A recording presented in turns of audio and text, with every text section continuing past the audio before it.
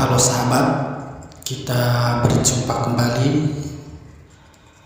Kali ini saya akan menceritakan tentang pesugihan ngepri di sebuah desa yang teramat kaya penduduknya. Di sana pekerjaannya sebagai petani dan pedagang. Namun kekayaan itu tidak dimiliki oleh semua penduduk desa itu. Salah satu penduduk itu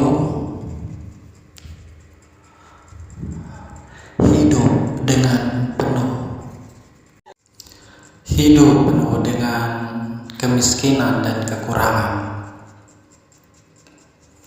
Dia berpikir keras bagaimana agar dia bisa sejajar dengan tetangga, saudara, dan sahabat-sahabat lainnya yang begitu kaya raya. Di suatu malam, dia bertemu dengan salah satu sahabatnya,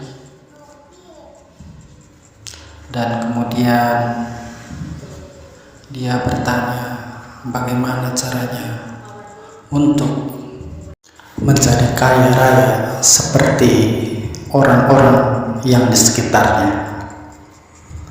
Sahabatnya kemudian bertanya kembali,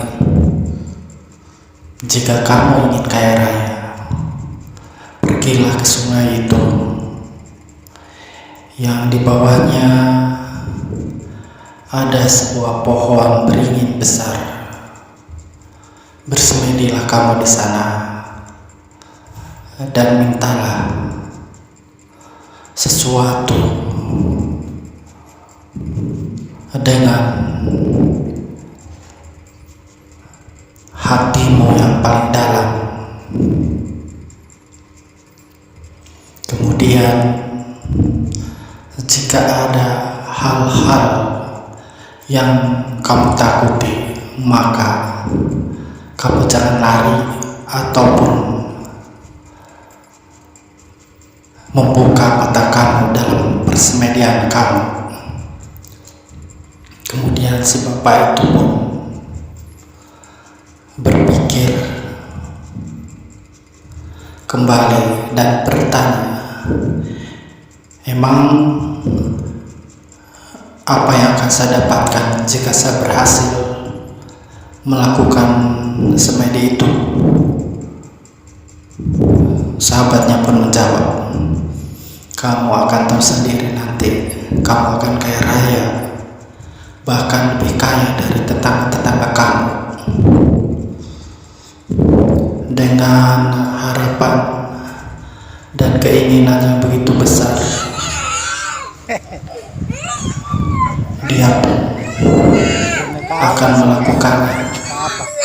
Di perjalanan menuju rumah, dia berpikir,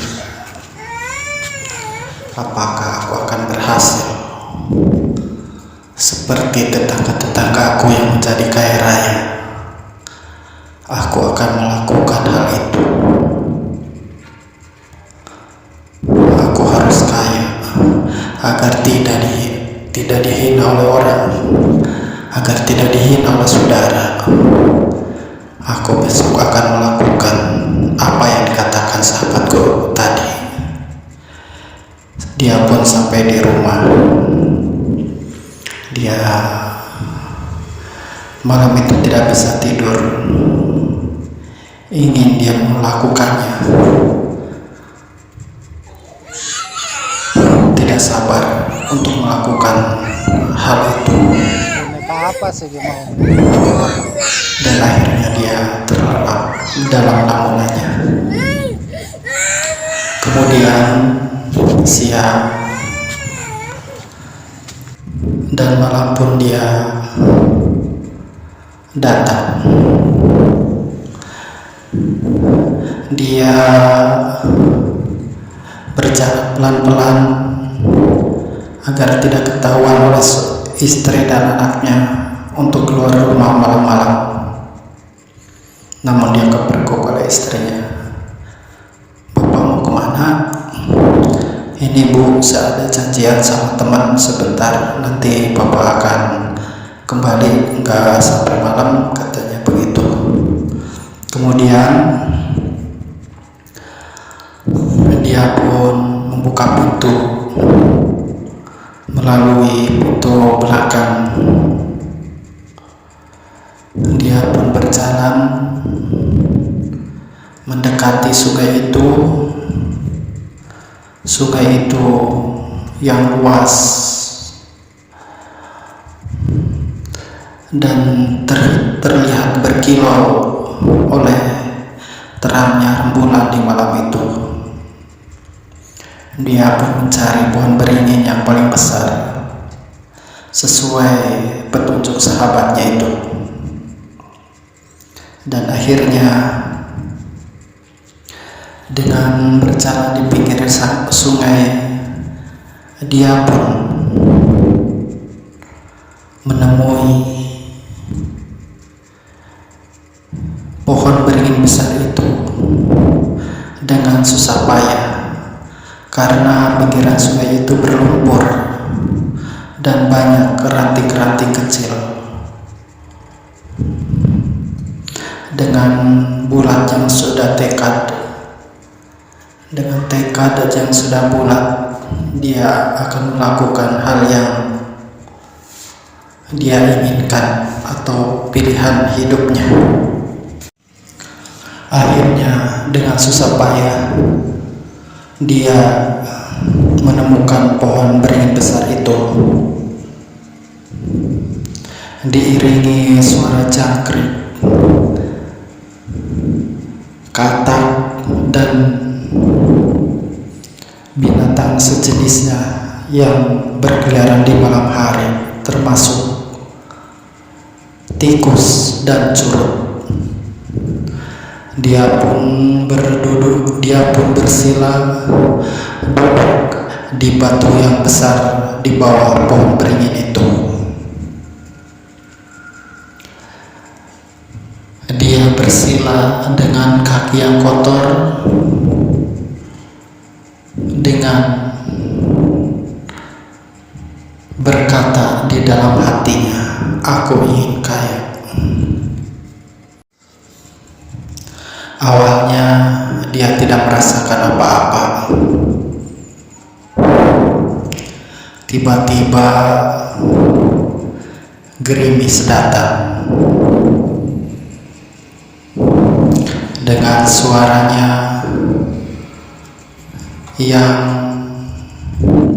bergetar karena rasa dingin. Di tengah rasa dinginnya, tiba-tiba di telinga sebelah kanan dia merasakan hembusan napas yang begitu hangat dengan berbunyi.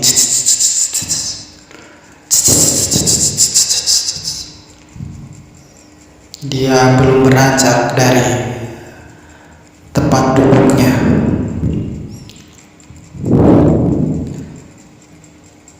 dan tiba-tiba ada suara, "Bukalah matamu, bukalah matamu." Dengan perlahan si bapak itu pun membuka matanya. Dia terkejut, sudah berada di kamar yang sangat mewah dan duduk di sampingnya seorang wanita yang cantik dengan bajunya yang transparan, membuat kelelakiannya dia bangun hingga akhirnya terjadi sebuah persetubuhan Setelah melakukan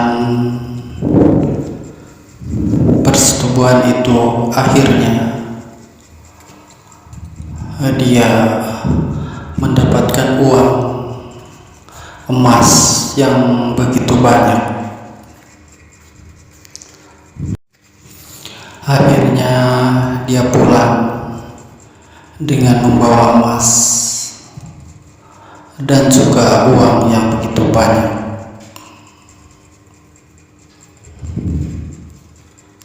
Hingga akhirnya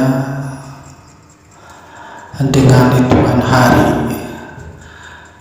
dia menjadi orang yang sangat kaya raya dan membuka toko material.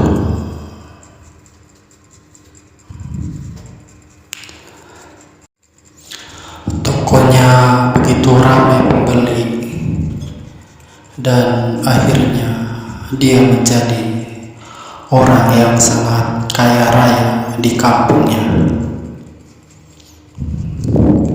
Tidak lupa setiap purnama datang dia menjumpai sosok yang memberinya kekayaan yang begitu banyak.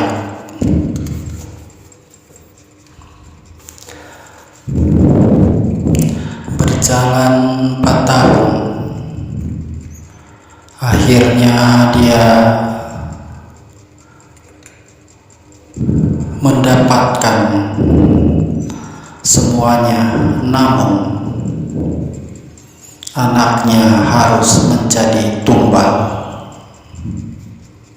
Ketika anaknya akan ditumbalkan, dia tidak sadar. Anaknya menangis terus-terusan sampai anaknya akan diambil oleh sang penguasa sungai itu,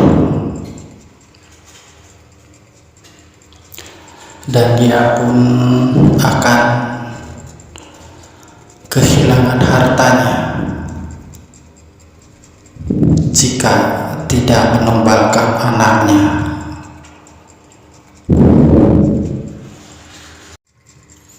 Dan tidak boleh ada seorang pun tahu ketika dia akan pergi ke sungai dan menemui si wanita cantik itu. Namun hari naas tidak bisa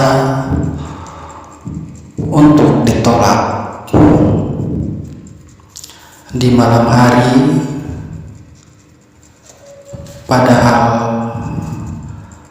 dia sudah mengendap-endap, namun karyawannya itu mengetahui ada hal yang aneh yang akan dilakukan oleh majikannya. Si karyawan itu pun mengikutinya dengan mengendap-endap di belakang.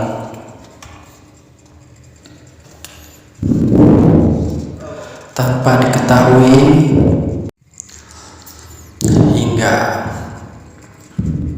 tanpa diketahui oleh sang majikan itu, sampailah dia di pohon beringin besar itu. Di awal dia melakukan hal pesugihan,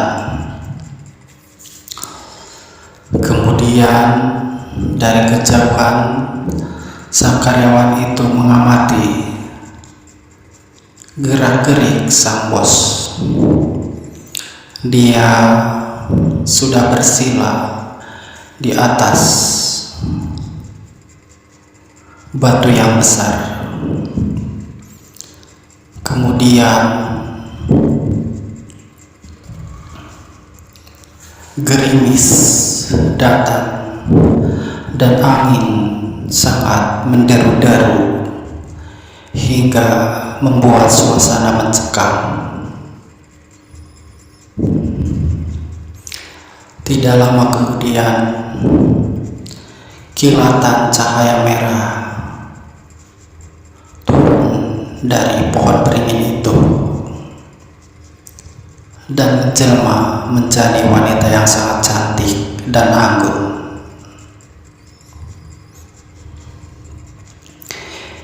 Ibarat suami istri, mereka berjumpa dan melepas rindu, namun tidak disadari oleh sang majikan. Si karyawan itu melihat semuanya yang telah terjadi.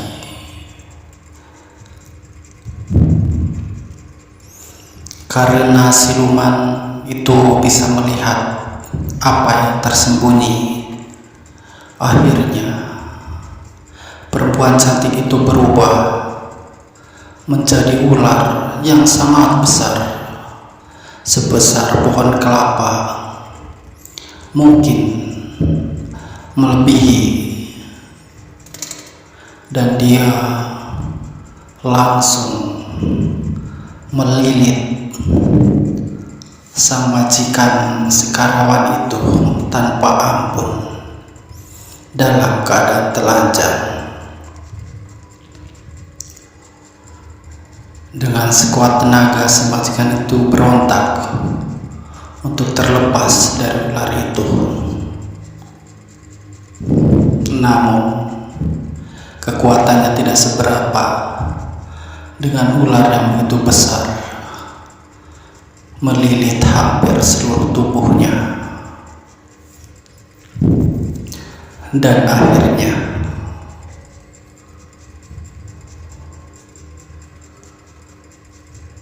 si majikan itu pun mati dengan tulang remuk dan kepala pecah akibat lilitan ular itu.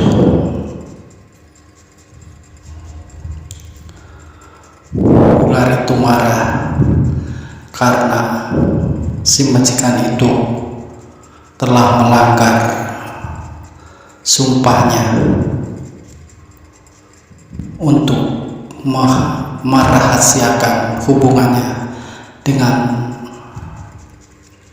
si ular, hingga orang menyebutnya pesugihan ibrit.